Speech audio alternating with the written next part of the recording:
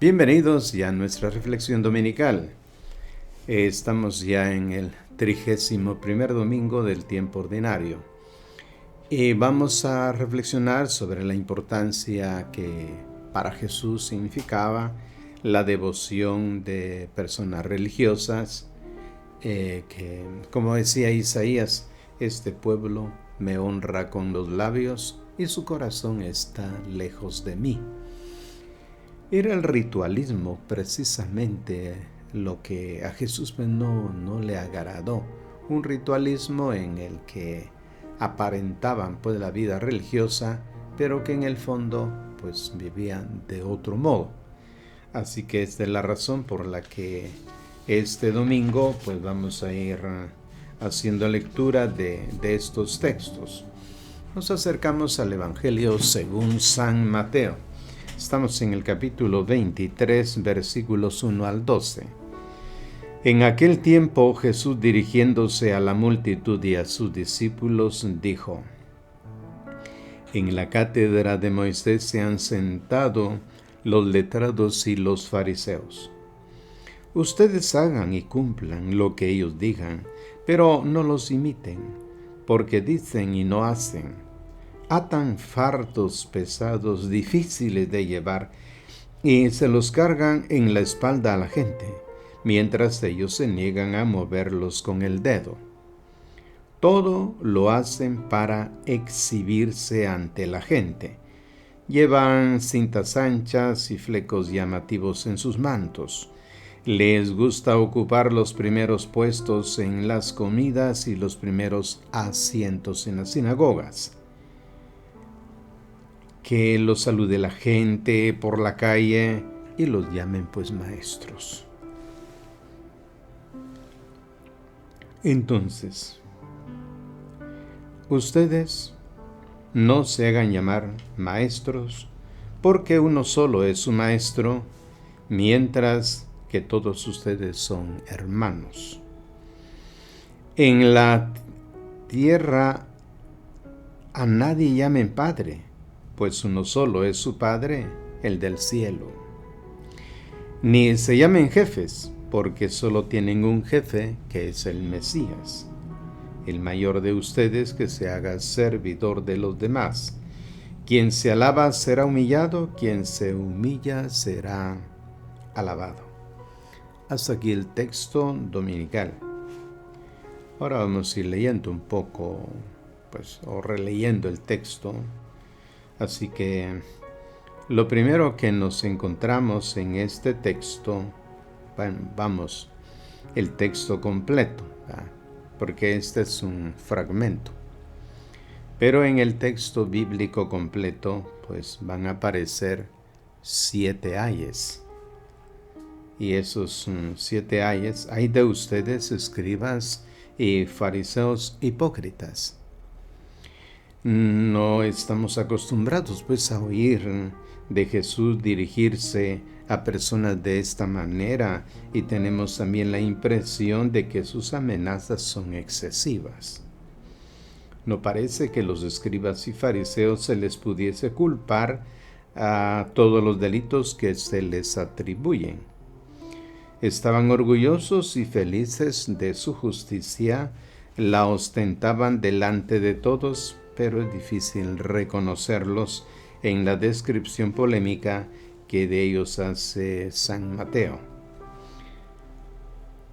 Pablo, educado según la espiritualidad de esta escuela, se jactaba de ser fariseo respecto a la ley, irreprensible en cuanto al cumplimiento de la ley, como está en Filipenses 3, 4 al 6.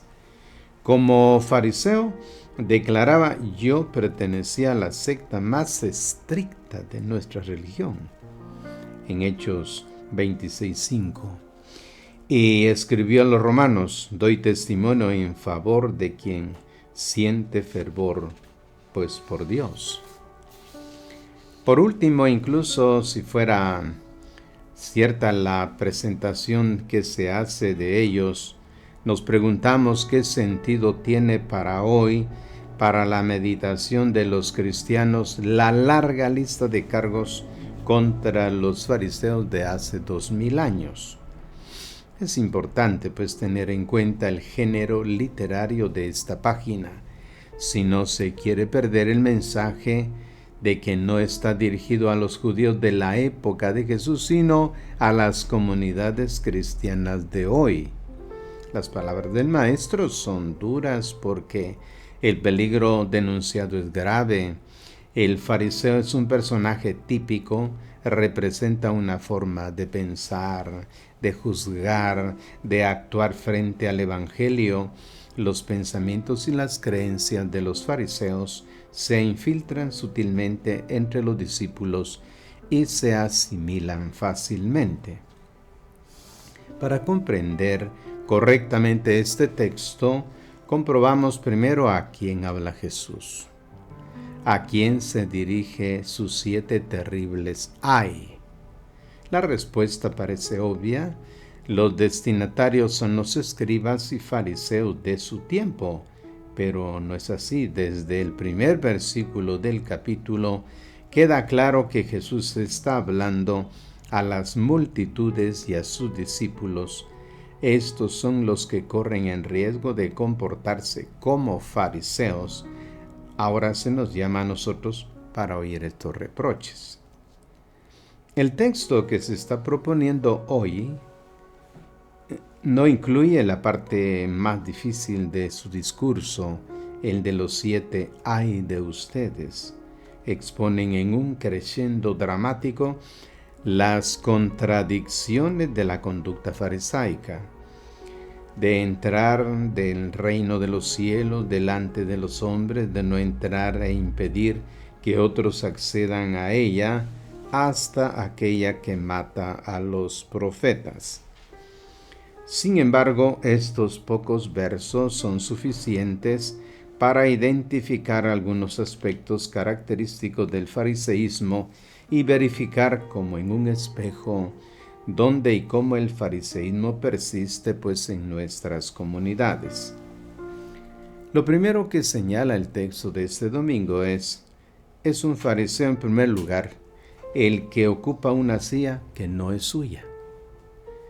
En la sinagoga de Corazaín se encontró un asiento de basalto, aparentemente servía al escriba encargado de explicar las escrituras. En cada sinagoga había uno similar y era llamado la cátedra de Moisés, porque se creía que en las palabras del rabino que estaba sentado ahí, el mismo Moisés enseñaba la ley al pueblo. Jesús usa la imagen de esta silla para delinear la primera característica negativa de pertenencia a la secta de los fariseos, es decir, el abuso de autoridad. Entonces, entendiendo así, en el libro del Deuteronomio se afirma que los sucesores de Moisés, los encargados de transmitir al pueblo la palabra de Dios, pues son los profetas. Pero cuando en los últimos siglos antes de Cristo los profetas desaparecieron, su lugar fue ocupado de inmediato y de manera ilegal por los escribas. Así de la profecía se pasó a las prescripciones y disposiciones de los rabinos que los hacían pasar como palabra y voluntad de Dios. Por tanto, se evidencia aquí la segunda característica, la incoherencia. Aquí está el tema. Fariseo es alguien que dice y no hace. Se presenta como persona piadosa, habla bellos discursos sobre el amor, la paz, el respeto de los demás, pero hábilmente evita involucrarse con estas declaraciones y principios. Son oportunas las declaraciones solemnes, bien articuladas, pero también hay que estar atento para no caer en los errores en los que se denuncian.